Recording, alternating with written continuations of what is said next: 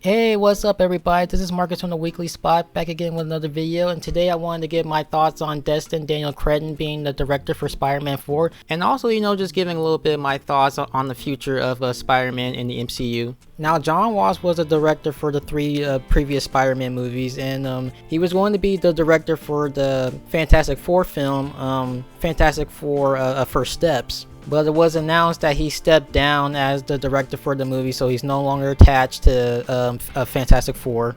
But now it's announced that Destin Daniel Cretton will be the director for Spider-Man 4. Who, in case you don't know, he's the guy who directed Shang-Chi and the Legend of the Ten Rings. And just to name more stuff that he directed Just Mercy, The Glass Castle, Short Term 12, and I Am Not a Hipster. He was also one of the directors for the American Born Chinese show, and he's going to be one of the directors for the upcoming Wonder Man TV show. And before Avengers Kang Dynasty was scrapped, he was actually going to be the director for that movie, but he stepped down to focus on other projects like Shang-Chi 2, so it seems like that movie's still happening. And apparently he's going to be directing a live-action Naruto movie, so it seems like this guy's got a lot on the schedule. But this sounds like good news to me, especially hearing the last piece of Spider-Man news, or at least the last thing I've heard of, which is that Marvel can't use any of the villains that were already used in the Sony Spider-Man films and the Spider-Man spin-offs.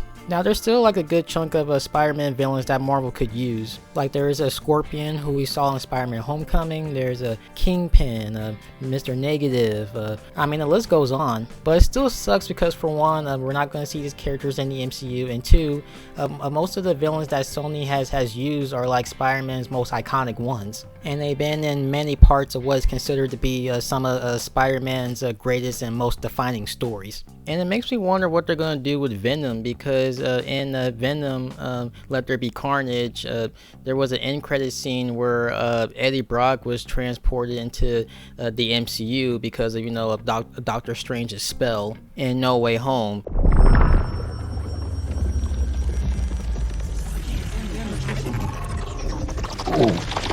What's happening? No. What the hell is that? Brought to light by yours truly, has only raised more. What is this? Life of Peter Parker, aka Spider-Man, aka the Spider Menace. But rest assured, dear viewers, we here at the Daily Bugle will not rest until we've uncovered the truth behind his web of lies. And in No Way Home, there was a after credit scene where we see Eddie Brock in the MCU, and he's somewhere at a bar, but then he was transported back to his universe. But when that happened, a piece of the symbiote was left behind. Maybe I should go to New York and speak to this Spider-Man. We are drunk. Let's go skinny dip. I don't think we should skinny dip. Sir, you have to pay the bill. What is happening? No, we just got here. No, not again. Oh.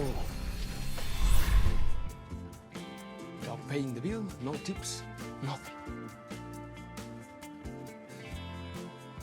Which hints that Peter is going to eventually get the black suit. So is Peter Parker going to have the symbiote, but there's going to be no Venom, much like how the Venom movies don't have Peter Parker? Well, as far as we know, Peter Parker doesn't exist in that universe, should I say. And then there's certain characters like Harry Osborn, who is Peter's best friend, but he's also the son of Norman Osborn, aka the Green Goblin. And because that character has ties to the Green Goblin, and also being in the Sony Spider-Man movies, what are they going to do with Harry? Is he going to eventually make an appearance in the MCU, or is he not going to be in the MCU? So it's a little concerning, but I like to keep an open mind. I like to give things a chance and see where it goes. Hopefully, like whatever stories that they adapt from, that they still do it justice even without certain characters, which that's not anything new from the MCU, since they don't have like all the rights to their characters. Obviously they gotta change stuff up, which I get that. And like we don't have any details of the story right now, but how they ended No Way Home with everybody's memories of Peter being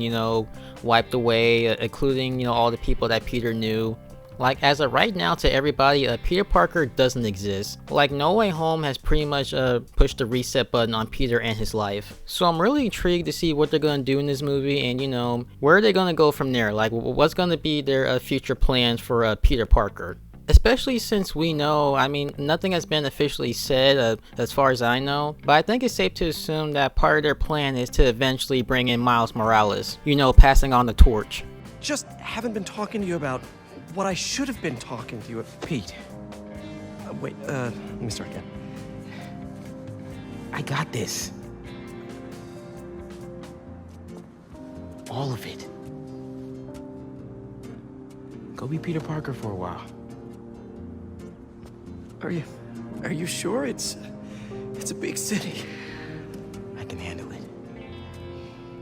As long as I can still call you for advice. You don't need it. And the many times that they've referenced this character, I mean, they're definitely gonna bring him in. Can I tell you something? Yeah. You got a nice face. You're just a kid. Eh. You from Queens. You got that suit. You help a lot of poor people. I just thought you was gonna be black. Oh man, I'm sorry. I don't apologize. There's gotta be a black Spider-Man somewhere out there. And that'll be it for this video, but let me know what you think.